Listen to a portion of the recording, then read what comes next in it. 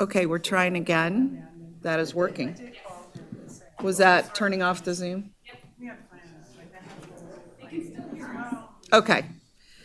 All right, everyone, we're going to call the meeting back to order, and we are going to start with a roll call, please.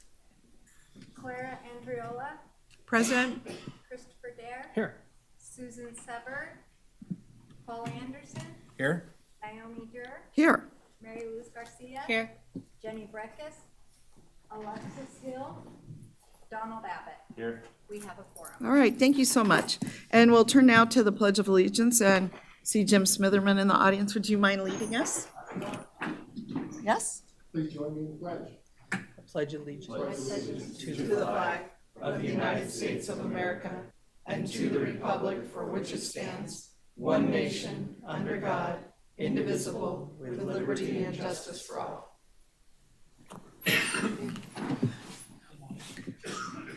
All right, next item on our agenda is public comment. And Madam Clerk, do we have any public comment? We do not, but I have to read you. That's next, I think. Is that correct? Are we doing under special item? No, she's going to read it right now. Oh, before the public comment. Okay, please, go ahead. Some members of this board may attend this meeting using a remote technology. And can you talk into a mic? Is that possible?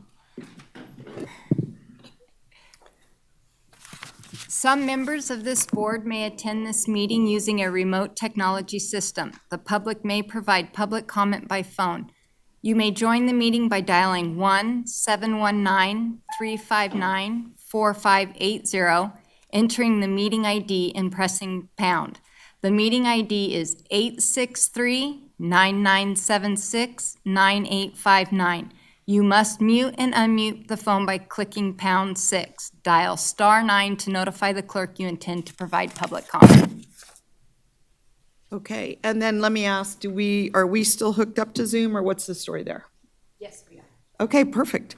All right, so do we have any comment on Zoom? We do not. All right, we're going to close out public comment then and move to approval of the agenda, and I am looking for a motion. So moved. All right. Second. All right, we have a motion from Mayor Luz Garcia and second from Mr. Dare. All in favor, please say aye. Aye. Any opposed? Motion passes unanimously. All right, next item is our approval of the minutes from June 21, 2023.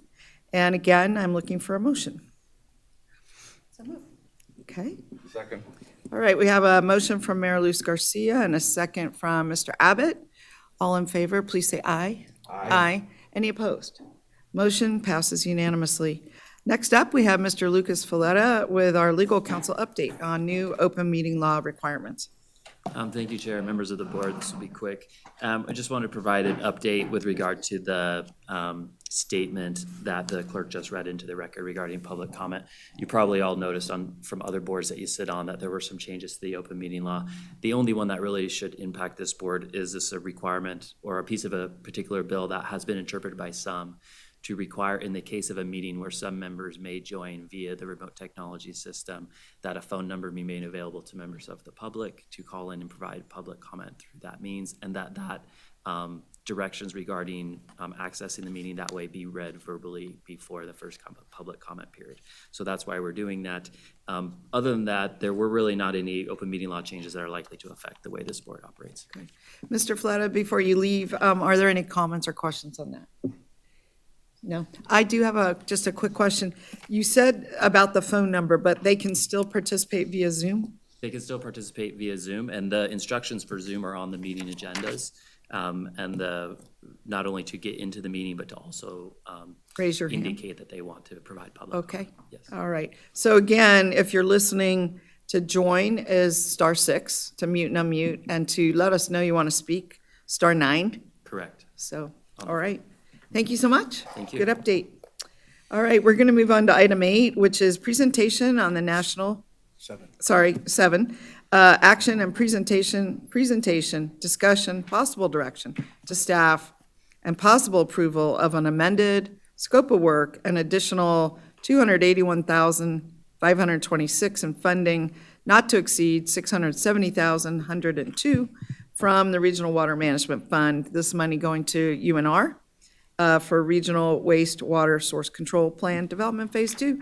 And I believe we have Kim and also Dr. Krishna Pagila. Thank you, Madam Chair, and good morning, members of the Commission. The Enhanced Source Control Phase 2 project has been funded through the WRWC and included in the budget for this fiscal year, as well as planned for fiscal year 25. It's a multi-year agreement. And the idea is that in the budget, if you recall, I should have probably put that in the packet, but in the budget, we put a $900,000 to be determined contingency budget because there are projects that are still under development. There are projects that have different phases that need to be completed before we can amend the budget to then go ahead and implement some of those activities. And this is one of those projects. And so UNR has been working on in this phase 2, they developed a sampling plan for the Reno Stead Water Reclamation Facility to start that sampling process for the enhanced source control. And this is the amendment includes funding for UNR to help the city of Reno and Tumwa to implement that plan. So I just wanted to give a little brief overview of what that is.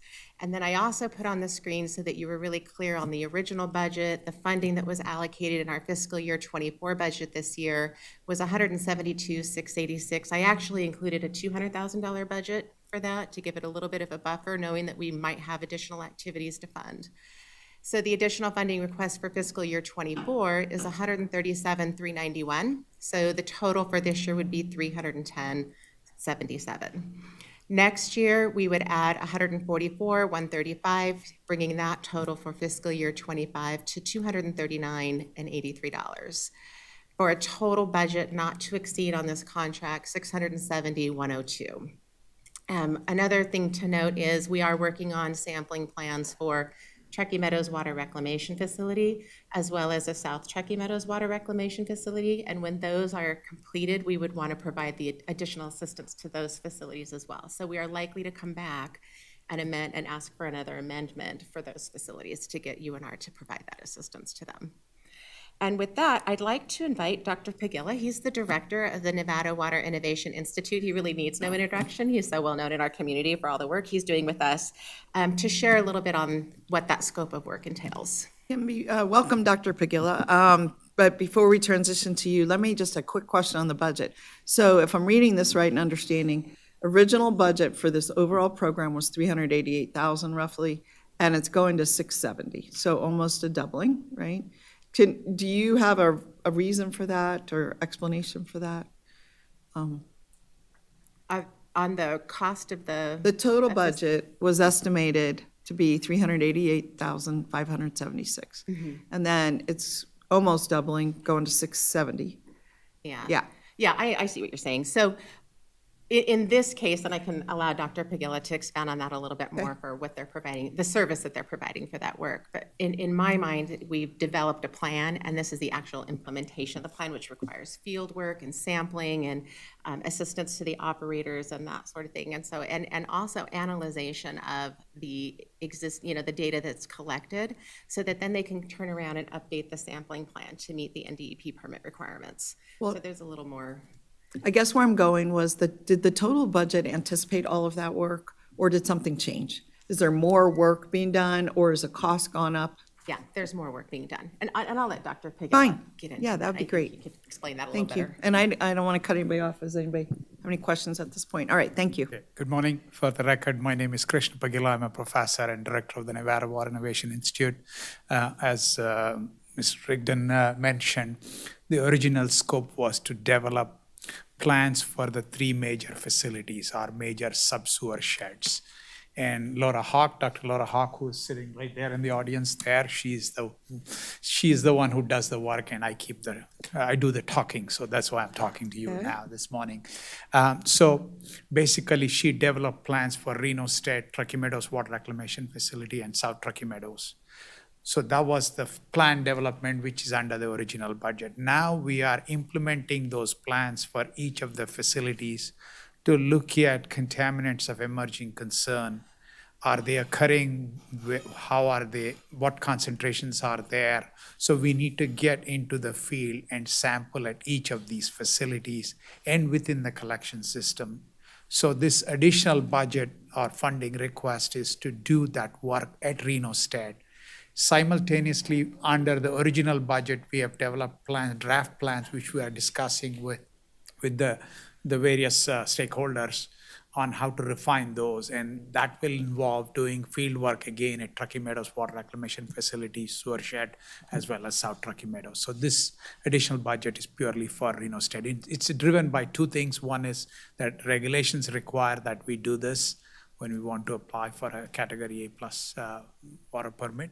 And second thing is that we want to know what contaminants, how can we minimize those upstream in the collection system so that we don't have to impose them on the treatment system that we are developing. So I have a quick question, I think others do too. My quick question is just, is it reasonable to expect that each sewage treatment plant would handle this testing on their own? Like, why do they need to come to Western Regional Water Commission for this work? Or is this, to get a permit, that's usually included as part of, doing business?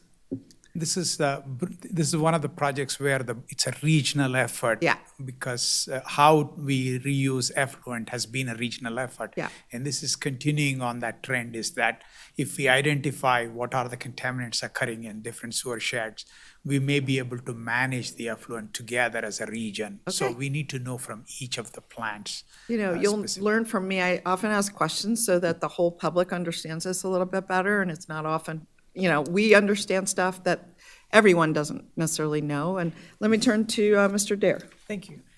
Thanks for being here. It's always good to see you this bright and early morning.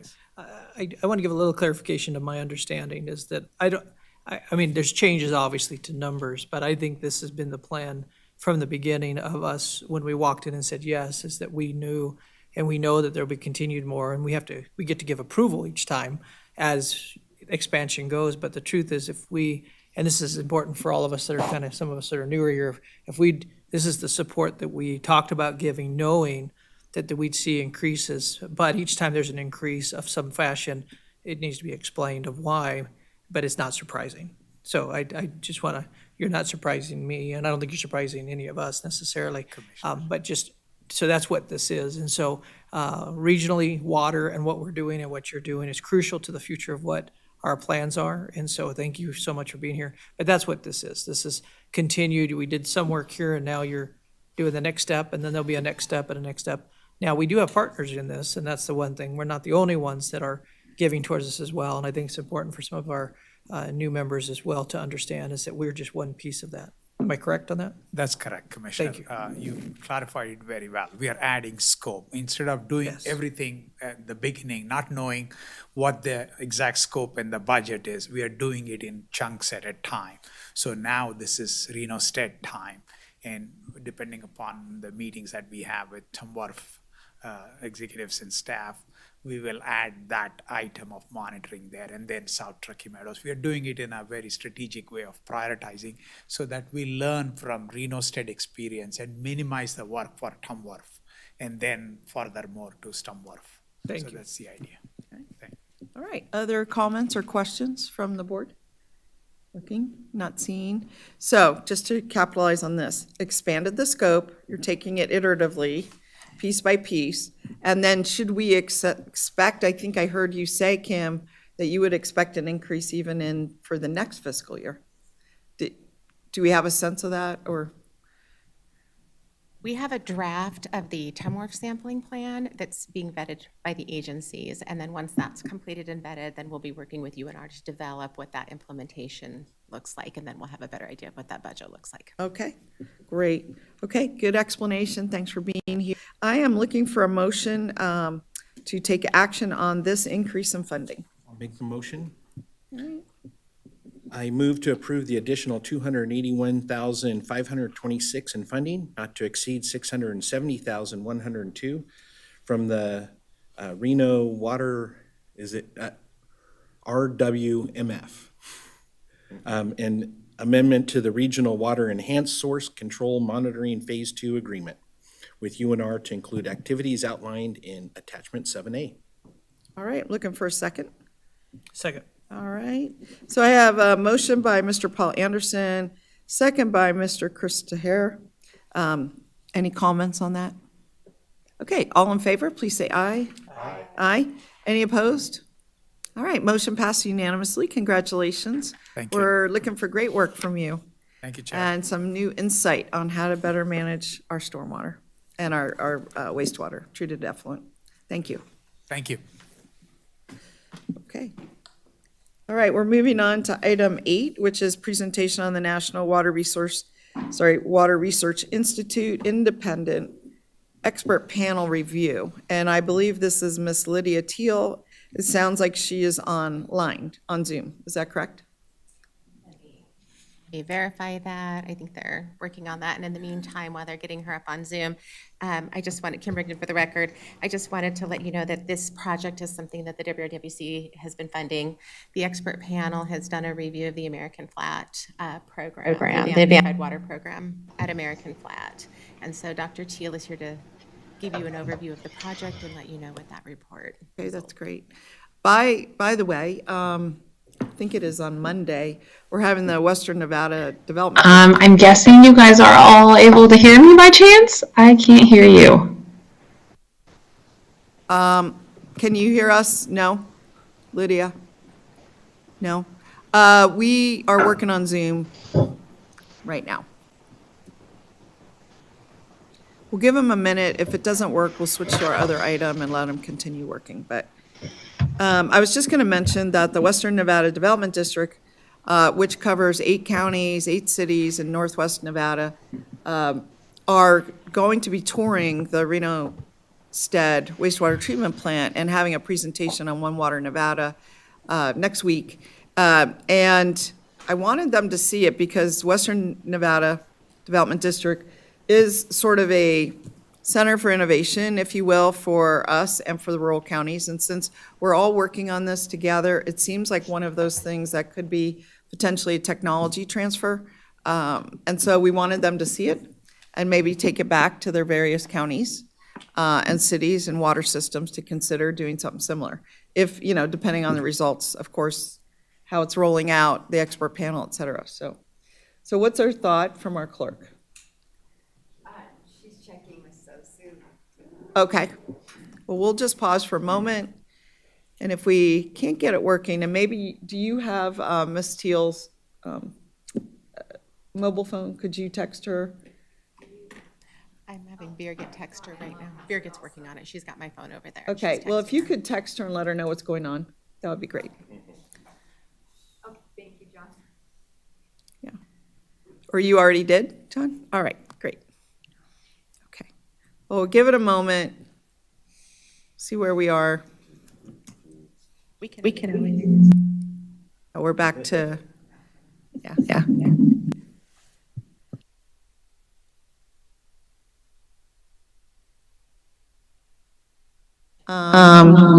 to this.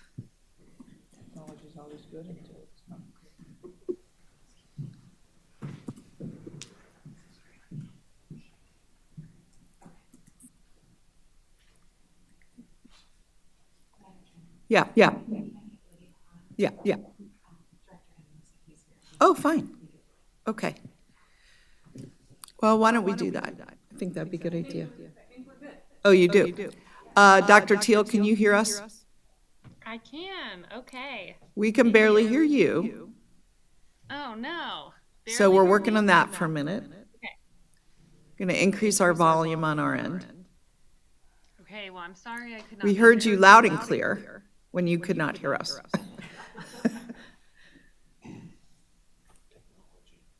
Okay.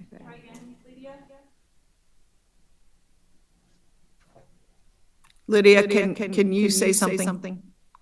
Yeah, can you hear me okay now? Not really.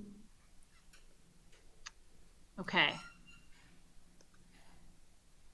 Well, I'll keep talking, I guess. if you Okay, want. why don't you hold up? I think what we're going to do is call up John Enlow, and he's going to sub in for you right now, given our Zoom situation. And we're welcome, we would like you to come back at a certain time, maybe in person. So why don't we do that? John, would you like to come up?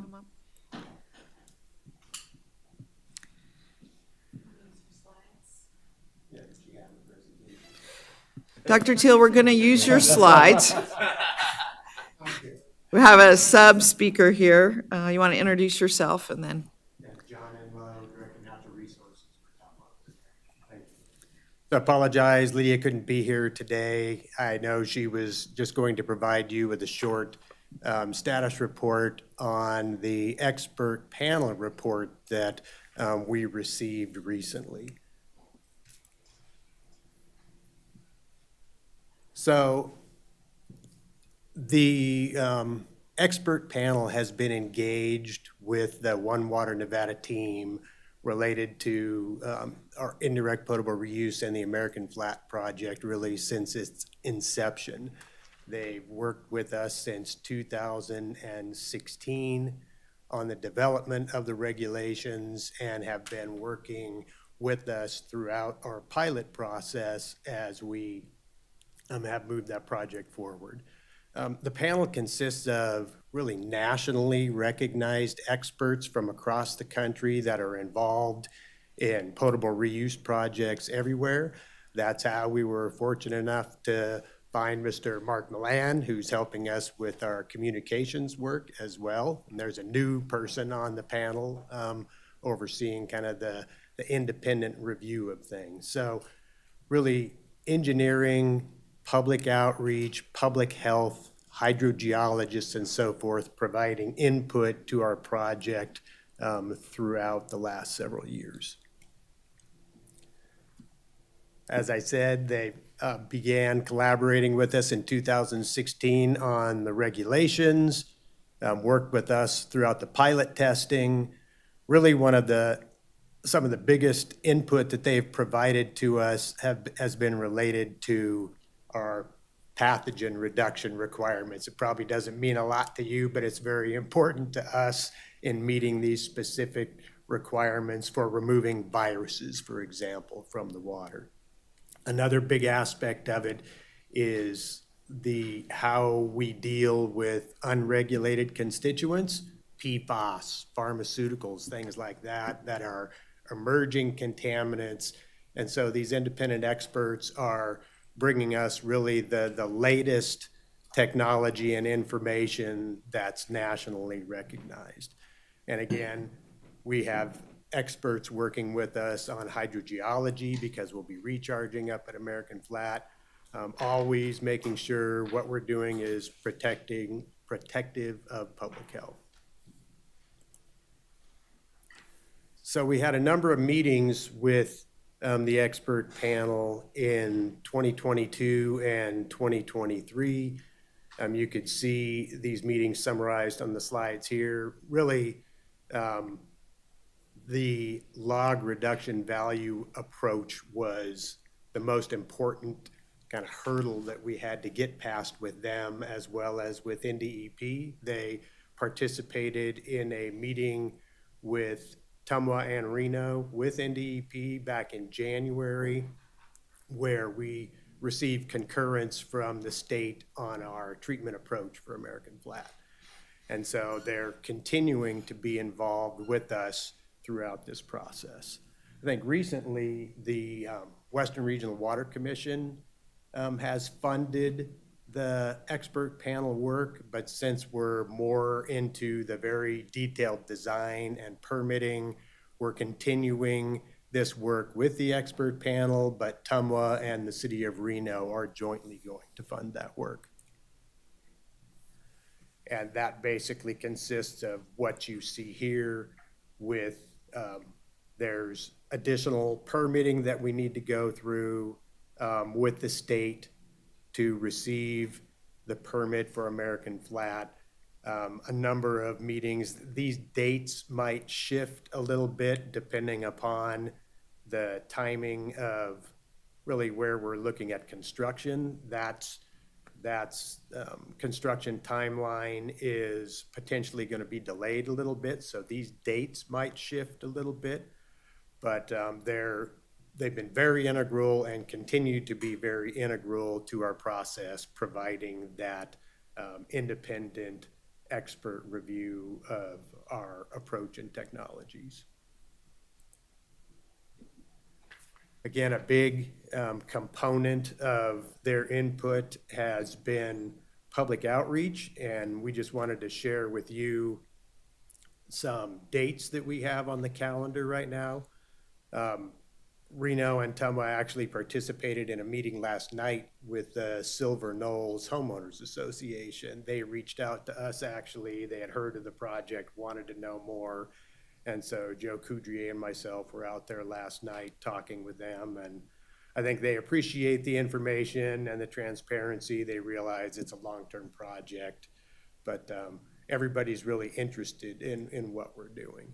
And so we have scheduled 2 informational meetings on August 29th and October 5th at the Reno-State Airport Freedom Flight Terminal. And so this board and others will be receiving invitations to that if you want to come attend. The format is basically going to be about a 20-minute or so presentation, maybe 20 to 30 minutes of Q&A, and then an hour or so of one-on-one. We'll have tables set up with subject matter experts, probably 6 or 7 different tables that people can go and talk to and get their specific questions answered. And then right now, we also have we're calling it the Permit Public Workshop. The regulations for the permit require us to hold a noticed public meeting associated with the permit where all comments and questions will need to be responded to within a 30-day period. And right now, we have that on the schedule for November 16th. Oh, thank you, John. That was great. Presentation. Good job. Good pinch hitting. Question, are the public meetings you mentioned, are they going to be hybrid meetings as far as in person and on Zoom? I don't know if we've talked about it. The one thing I think we've been talking about recording those meetings. There's actually been postcards that have gone out to, how many people, Robert? 12,400. So over 12,000 people in the North Valley. So City of Reno, Washoe County residents, both Tumwa customers and domestic well owners, everyone in that area. What we've talked about is maybe allowing people to watch the meeting on Zoom, but not necessarily be able to ask questions on Zoom. We are going to have a frequently asked questions kind of website, so when people do have questions that come in, we'll respond and post responses to those questions. Tumwa and the City of Reno and Mark Milan and others, we've been having weekly meetings on this, making sure that we're touching as broad of an audience as we can, trying to get the message out to as many people as we can. Joe Coudrier is fluent in Spanish, so he is going to be there being able to communicate with our Spanish-speaking residents and so forth. So we're trying really hard to cover all our bases because we know you guys have high expectations. I think that's great. As far as it's more of a webinar format where you'll just present and it'll be recorded so they can watch it in real time or they can watch it later. And then you'll have the separate part where they go to tables, right? Right. And I had one question that I want to open up to the board. The input that you got for the expert panel, so there wasn't really any commentary on that in this presentation that I saw. I mean, have they had some general comments? I mean, Oh, yeah. They've provided very important, really critical comments to us, and we have modified our design approach to address their concerns. that's what I was wondering about. Yeah. So you mentioned like the contaminants or pollutants, you used a different word, I think. Right. But I just going from my own experience, once upon a time, I worked back in Florida, and we were looking at 300 ASR wells to inject stormwater. And we also had an expert panel on that one. And some of the issues that came up were that when the stormwater went into anaerobic zones, that there were issues, in how that all worked and what the resultant chemical composition was. Right. And I didn't know if that particular issue has come up here, because whether you're dealing with stormwater or reclaimed water or regular water, that could be an issue. So has that come up? Yeah, very similar Really? types of issues, because we have a hydrogeologist on there, and he poses questions like that and making sure that we're addressing, it's different issues. One of the things we're concerned about is actually mobilizing arsenic that might be in the soil. Okay. And so we've also engaged Desert Research Institute. They've been working with us on additional studies and making sure that the water will not do that. So we don't want to degrade the water by putting a different water quality down in there. But yeah, we have gotten their input on issues like that as well. Okay, so like, that's a good example of, I think it'd be good for this board to know some of the top 3 to 5 issues that have been brought up by the expert panel. You may not be prepared to discuss those here today, and I don't know that we have time, given our delays, but I would like to know, and probably some of the board members would like to know, what are the challenges that we're running into and how are we addressing them? Sure. Okay? Yeah, I'd be happy. Let me open it up for comment. Mr. Anderson? Just want to say this is awesome. I am so excited to see that we have this kind of input from experts throughout the fields. And it just helps to reassure that we're going the right direction and hopefully avoiding some of the pitfalls that they've experienced at other locations. I just had one question. So this report, other than being in the agenda packet, is it available online for people to go in and take a look at? Because to me, I found it very helpful to go through and be able to read through it and see some of their concerns and other things that are being addressed. So I'm just checking with our communications people, because I believe it's posted on our OneWater Nevada website, so. it is. Awesome. Yeah, again, I think to me, this goes a great distance in helping us to explain what the project is, and likewise, what's being looked at. That it's not just, yeah, let's go do it, it's going to be great, but the fact that we have a lot of experts working on this project. So thank you. And just a comment to that effect. I mean, that was really kind of a key point that the residents last night anyway at Silver Knolls appreciated hearing, that it's not just Tumwa and Reno doing their own thing, that we brought in UNR and Dr. Pagila and nationally recognized experts that are assisting us with this effort. Great. Perfect. Well, I'll make sure I'm pointing people to the site to make sure that they're able to see this as well. So great idea. Thank you. Great. Any other board members? Questions, comments on this? No? Anything? No? All right. Well, thanks for keeping us in the loop. And I am sincere, the information that Mr. Anderson related in his packet, the document we have, and that's online, I think it would be good to daylight that with the board. I'm not sure everybody has the opportunity to read that report. And we should know, and we should be prepared for questions from our residents about that we can then, of course, send to the experts, but it's good for us to be a little bit knowledgeable on what you're finding. Okay? I don't think we have action on this item, so we're not looking for a motion now. So we'll close out item 8. Thank you so much for being here, and check in with you later, Dr. Teal. And then we're going to move on to item 9, which is presentation, discussion, and possible direction to staff on additional advanced purified water facility tour opportunities and water reuse conferences with Data Instincts. Mark Milan, welcome. Thank you very much, Chair and Board. Great to see you all again. I'll give them a second to pull up the presentation.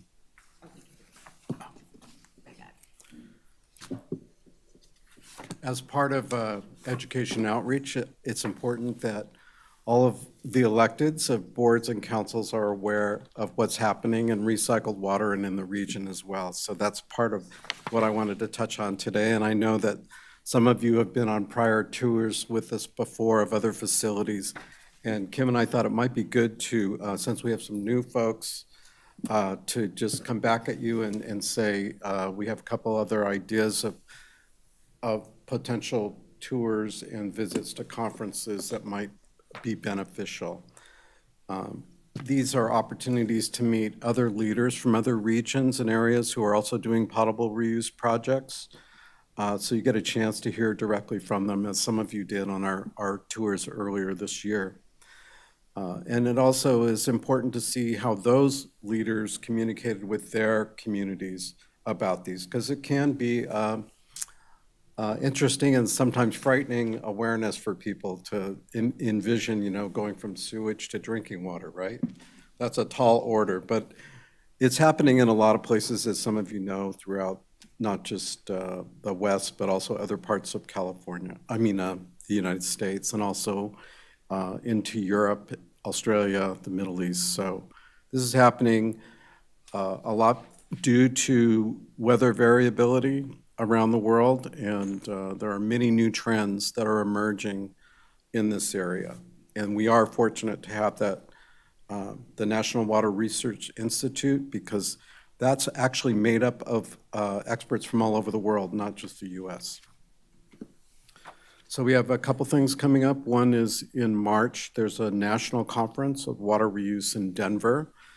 And I'll speak a little bit about that. And then we are plotting an opportunity to maybe do one-day trips to San Diego and also to Monterey.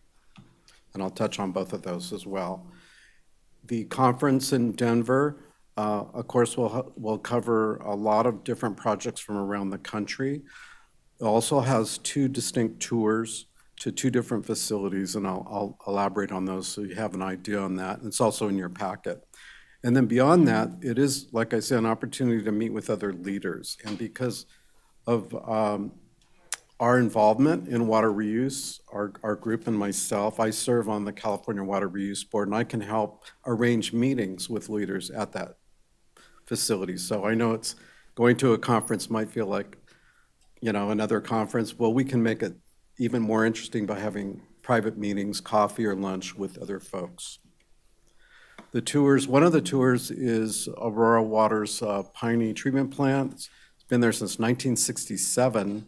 It uses a couple different steps, pulling water from a mountain reservoir, and then it goes, pulls water from the South Platte River using various techniques, some of which we're using on our project here. So you'll be able to see those firsthand at this facility. Then both of those treatment trains are combined together for their water source that they've been using for decades, right? So that's one of the tours. That's part of the conference. The other is a visit to the CSU Spur facility, which is a modern building you see here that has a laboratory in it. It's a museum, an art studio. It has a lab. It's literally Denver Water's new water quality lab. And then they have exhibits for students, kindergarten through 12th, right? And we think this is important, of course, educating our young people about water resource, water conservation, recycling water, the whole gamut of water. So those, and it also has an outdoor garden area that uses gray water for irrigating the facility. So that would be another interesting potential tour to consider. The other two I mentioned could be designed as one-day trips where we would fly down to San Diego or to Monterey. Actually, we'd probably fly into San Francisco and then go to Monterey. But on San Diego's Pure Water site, it's an advanced purification facility. It is still under construction. They're still putting in their conveyance pipelines. It's a very large project in over $1 billion in cost.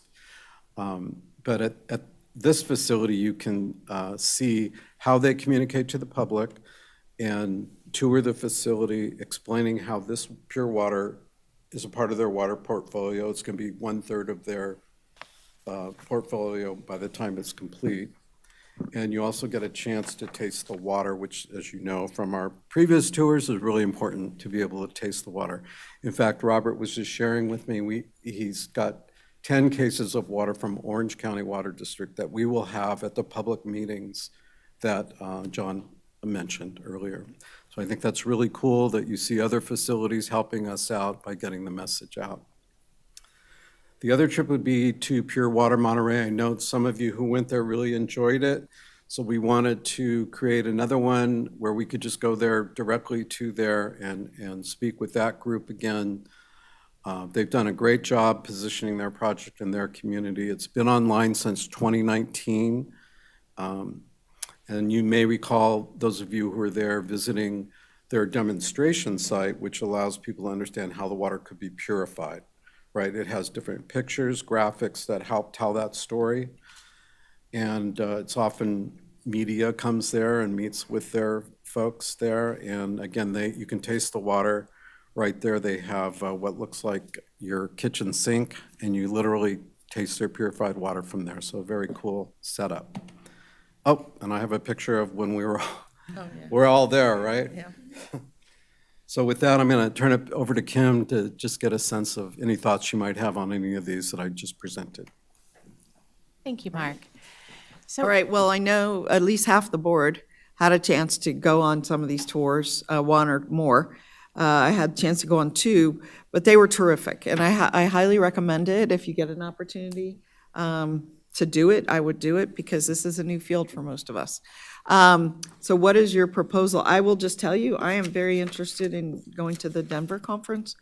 I think that would be very educational, and I marked it. I'm going to try to figure that out if it's not on a council meeting. But let me ask, any input, any interest for touring or comments on our past tours? Yes, thank you. And I'm definitely interested in both the tours, actually. The conference, March may be difficult. We have a lot of stuff we do back in DC as well, date-wise. And so I know it'd probably be good to have somebody there. I think it's maybe too much of a commitment on top of other commitments for me. But I don't mind looking at it. But those two tours, especially if they're day tours, that's really helpful. And if you can get us information, maybe send out one of your calendaring things that we can all see. But I really love to go. Thank you. Anyway, please. I just want to encourage my fellow members that haven't gone to do it. I didn't know that I had the time to go on the tours and was almost backing out of them, but I am so glad I went because it really did help me understand clearly what we're looking to do, and likewise getting to hear firsthand from people that have been going down this road and some of the obstacles they've faced, quite likely the same ones that we might be seeing, but hopefully we can alleviate as we move forward. So just want to encourage you. I think it's great, and likewise, I'm not sure if I could join the March conference, but I think it'd be nice. I'll see if it would work for the calendar, but thank you. Yeah, great. Ms. Hill, Ms. Andriola? I too am interested, probably more so than anyone, since this is my first meeting and I'm diving in the water. I couldn't resist that. But I just need more information, so I'll work with who I need to work with in those details. But I appreciate it. It's very impressive, and I'm looking forward to learning as much as I can. Thank you, Madam Chair. Yeah, you bet. Ms. Hill? Thank you, Madam Chair.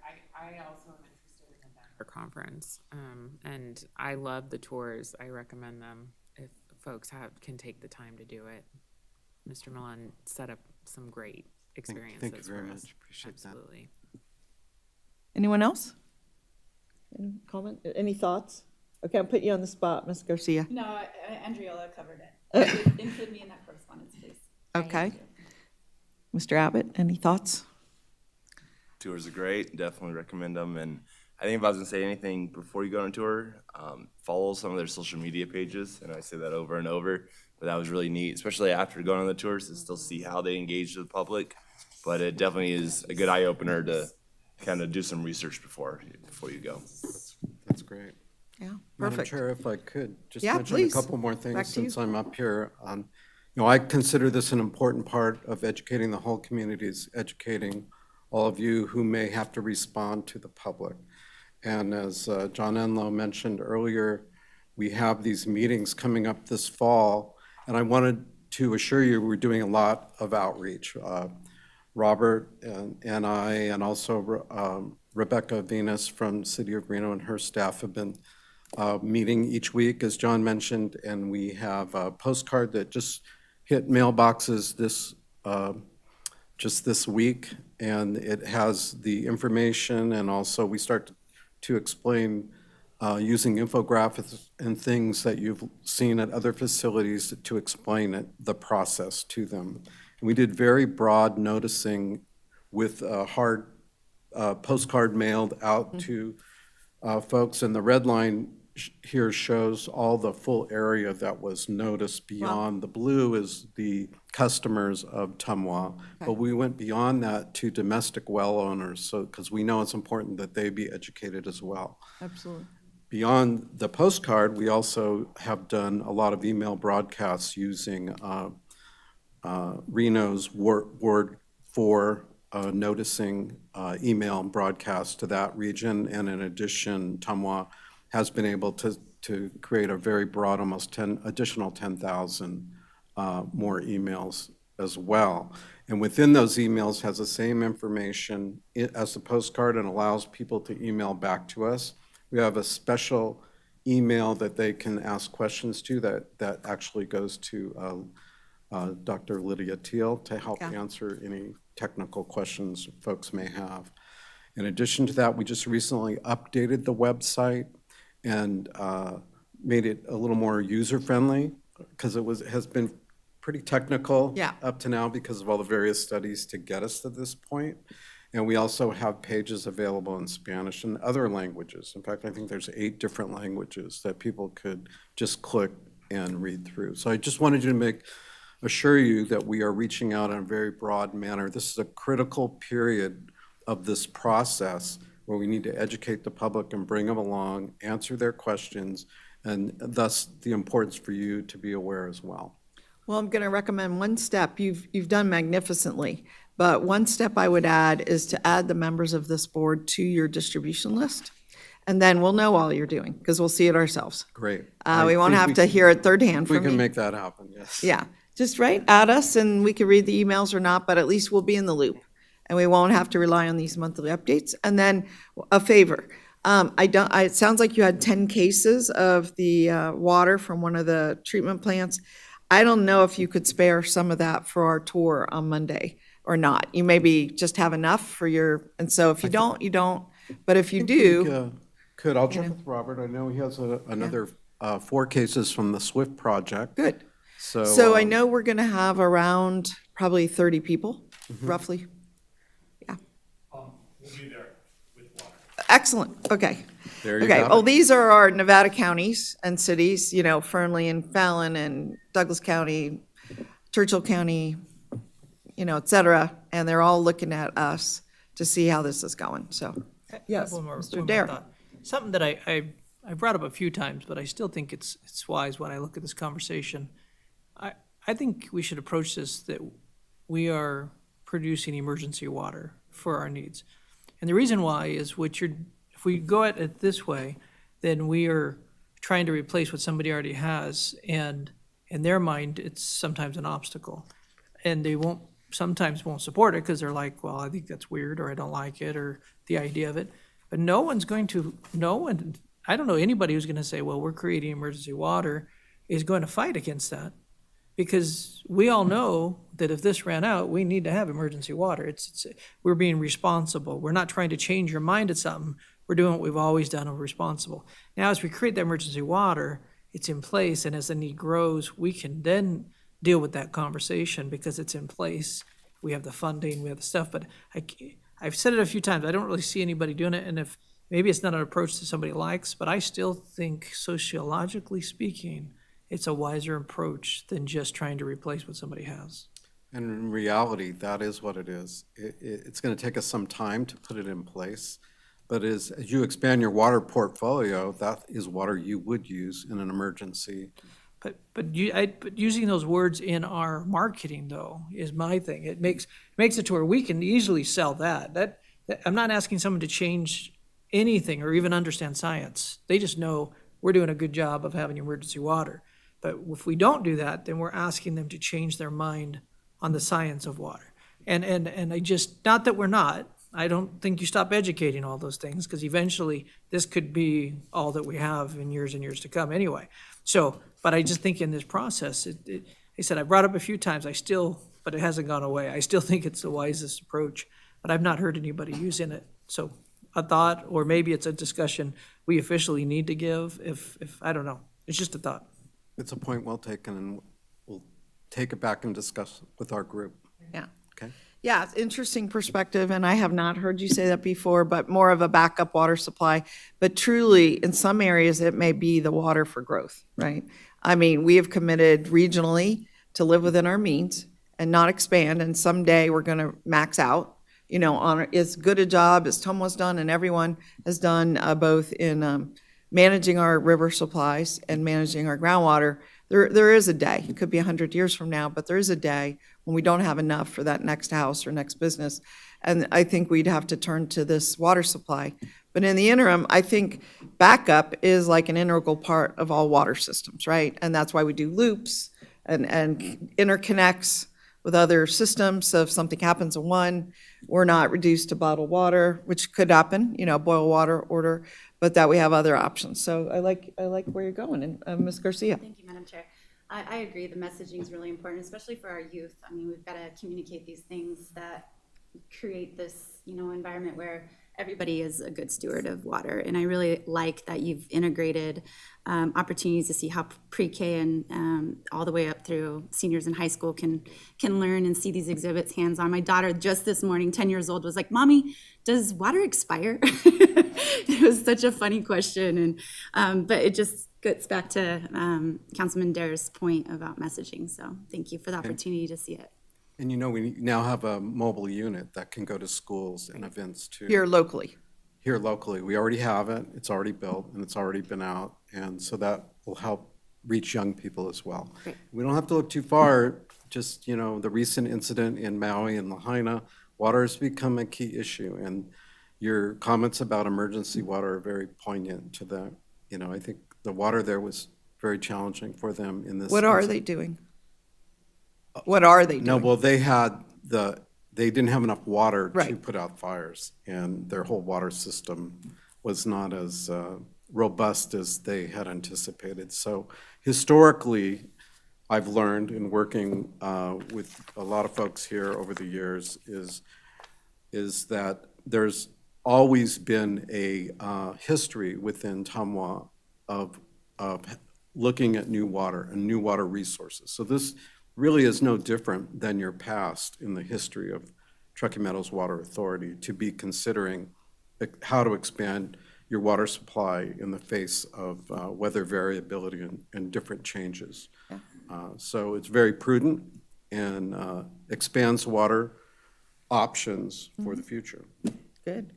So flexible, resilient, these are all the key words, right? Yes. Any final comments, questions from our board members? It looks like none. So thank you so much for being here. A great update. Looks like we all have either want to go to a conference or go on a tour or get more educated in some way.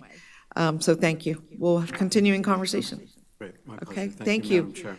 All right, we're going to close out item 9, and in the interest of time, we're just going to do the rest of the agenda as quickly as we can. So our program manager updates, sorry about that, Kim. I'll just really quickly, I Yeah. just wanted to give this is a very brief update to let Sure. you know that we did hold that first Northern Nevada Water Planning Commission, North Valley's community outreach event. And we partnered with the other Northern Nevada Water Planning Commission agencies, City of Reno and Washoe County, to host the event it was June 22nd from 6 to 8 p.m. at the North Valley's Community Center. And there were multiple project stations. There were about 20 to 25 people that showed up from the community. One of the things that I noticed that was really fantastic, a lot of activity at Mark Milan's station, where he talked about the Advanced Purified Water Project, and they explained the treatment processes. They were very interested in contaminants of concern that are unregulated contaminants and how that might help with that situation, because that affects, you know, the region. And it was a really successful event. So I just wanted to not bore you with a bunch of details, but let you know that we had that event, and the next one we're looking at hosting in October.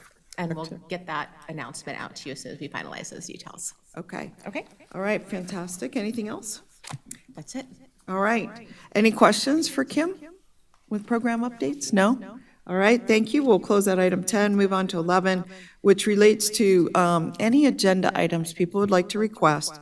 And also, Kim will cover with us dates for the future WRWC meetings. Do you want to do that first? Yes, thank you, Madam Okay. Chair.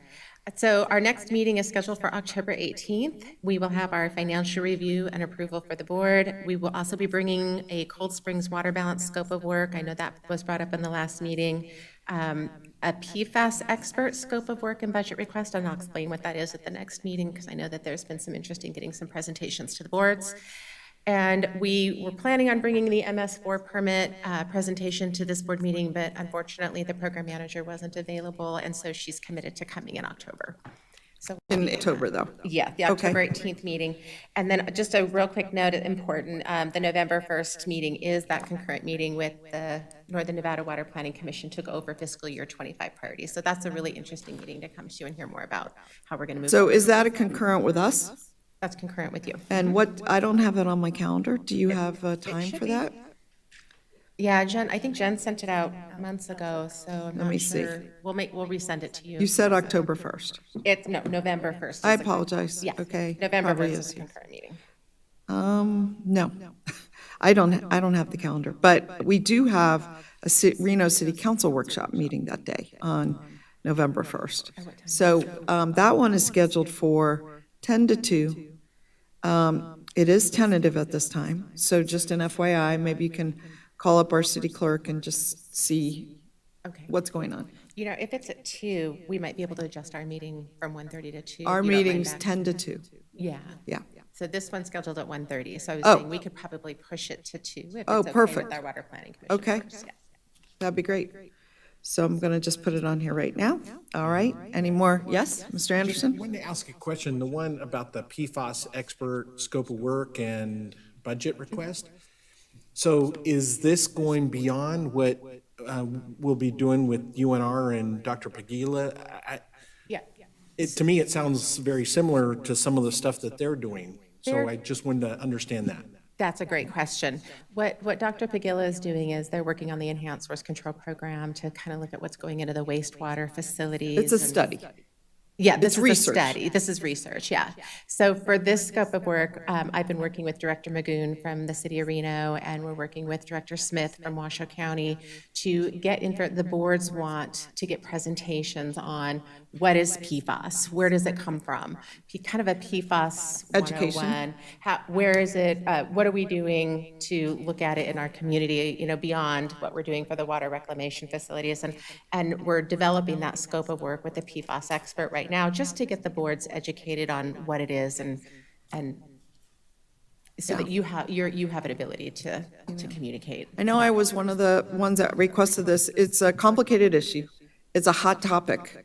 People know about it, and we should know about it. And you're our expert, you have access to experts, and so, you know, if we can just get educated, Yeah, I think it'll really help us. Yes, and I think the important key communication piece is currently right now, it's not in the drinking water. Currently right now, other surface waters and groundwaters, all this stuff is developing. And, you know, the State Division of Environmental Protection, their programs are evolving and developing. And so as it evolves and develops, we just want to know, how do we stay on top of it? How do we communicate to our public the important, you know, talking points and make them comfortable with how we're moving forward? Okay. Does that make, yeah, okay. Any other thoughts for agenda items or, no? Okay. You have shared with us a lot on the upcoming plates. They may have to be divided to 2 meetings. It just sounded like there was a lot. Okay. All right, we're going to close out. Now, you've sent us out calendar appointments for the next bunch of meetings? Okay, good. We'll close out that item and move to our final public comment. Madam Clerk, no requests and on Zoom? I don't know that we have ability to hear. Nobody raised their hand or even on the phone.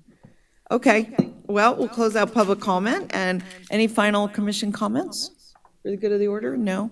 All right, we'll move on to any final staff comments? No staff comments. No? All right, well, we are adjourned. Thank you. And we'll convene Tumwa in 5 minutes or